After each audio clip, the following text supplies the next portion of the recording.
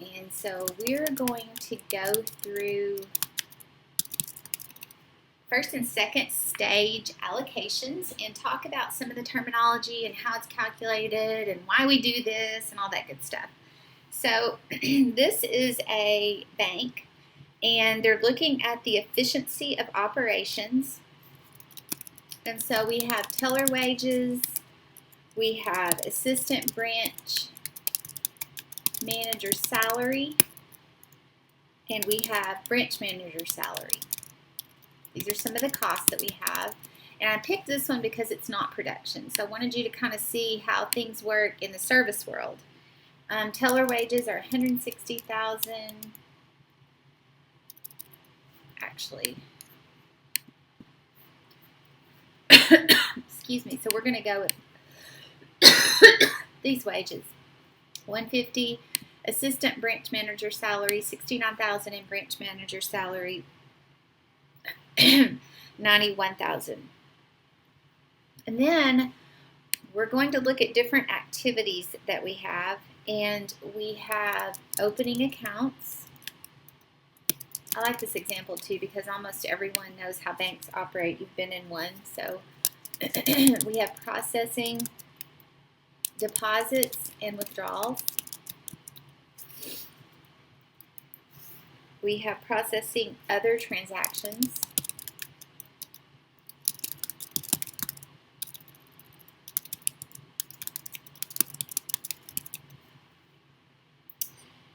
And then we have other activities. And so even though it's not a very detailed breakdown, we did go from one rate, if we did predetermined overhead rate, to 4 activities. And so we can get a better allocation of our overhead because we have these different activities.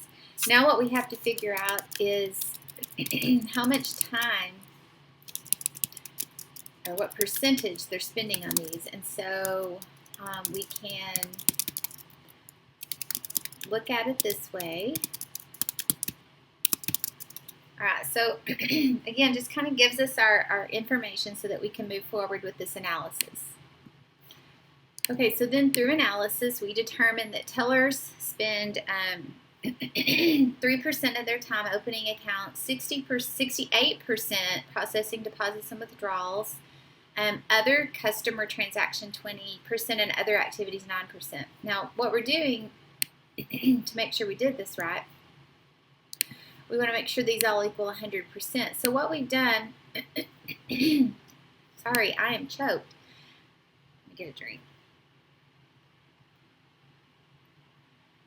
So what we've done here in real life, you would interview or monitor, and you would try to figure out how much time they're spending on each of the activities that you've broken down. So we have 4 activities, and we have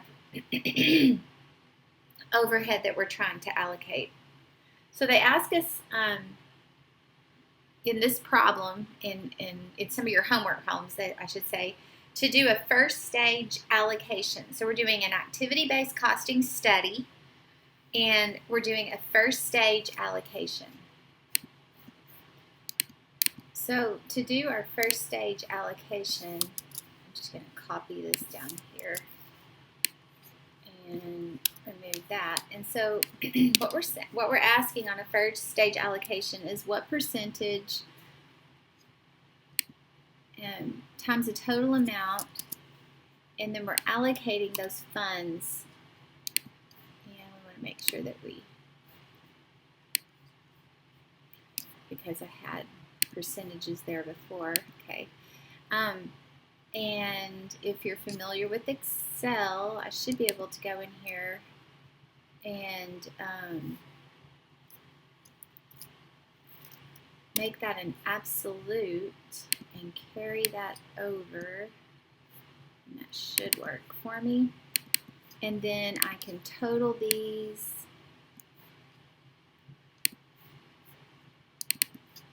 That should give me my 150. Okay, so basically what we said is of this $150,000 of teller wages, 3% goes to opening accounts, 68% to processing, deposits and withdrawals, other activities, and we've got our total over here.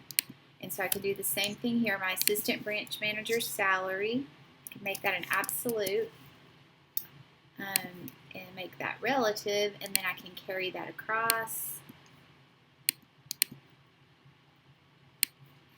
I can do the same thing here. I'm allocating my branch manager's salary. Carry that across.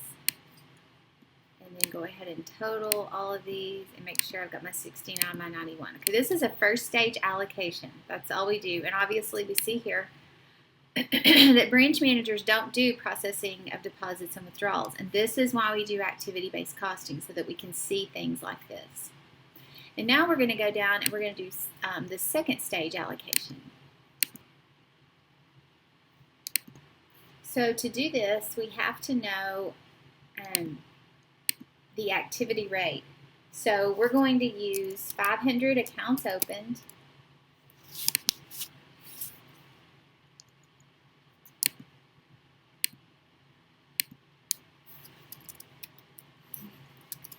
Didn't like that, did it? And we're going to use 100,000 deposits and withdrawals. Those are my activities, and 5,000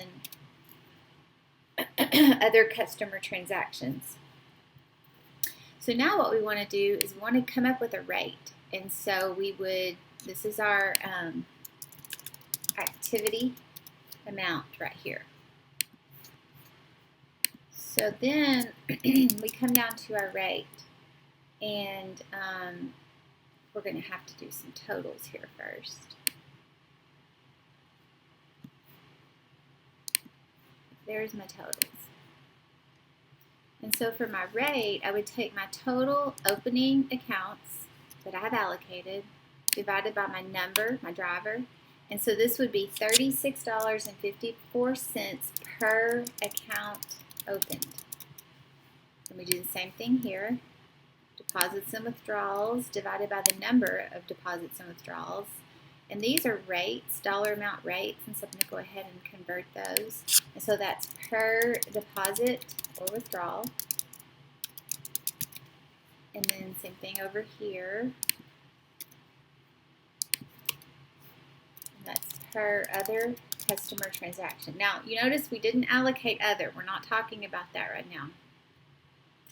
And so now what we want to do, and so we've got this information, what do we do with it? So one thing we can do is we can compare it to other branches, for example. So let's say we took all of this information and we came up, this is kind of this is our answer, so to speak, from our analysis. And we said, okay, at this other branch, it's $26.75 allocated, it's $1.24 allocated, and it's $11.86 allocated. So what does this tell us about this branch? They're not quite as efficient in opening accounts. They're a little more efficient in processing deposits and withdrawals, and they're about the same on other customer transactions. So that's one thing we can do with this analysis. The other thing we can do with an analysis, and I'm going to try to kind of change gears here and kind of go to another one, and look at how you assign costs to an order using activity-based cost. So to go to the kind of the next allocation, what we want to look at is what is the total overhead assigned. And so let's say that we have a customer, and it's a really good customer, and we're trying to see how much overhead was assigned to that particular customer. So, and this one isn't as good as an analysis for that, but this is a really good analysis for comparison. And so let's say that this particular customer, and I'm just going to go ahead and put to customer, opened 2 accounts, made 24 deposits and withdrawals, and had 4 other transactions. So what we would do is simply take our rate times the number of activities that particular customer had. Same thing here. And what we have done is we have assigned part of our overhead to this customer. So this customer cost us in overhead $130.70. So what information, how does that help us? Well, then we can look at the profitability of the customer if that's something we're interested in. We can look at what it cost us to keep a customer. It cost $130.70. That's not much. And so maybe that customer's making a lot more than that for us. What else could we do to keep that customer? So again, just the beginning of analyzing based on activity-based costing. These are our activities right here. This is our rates right here.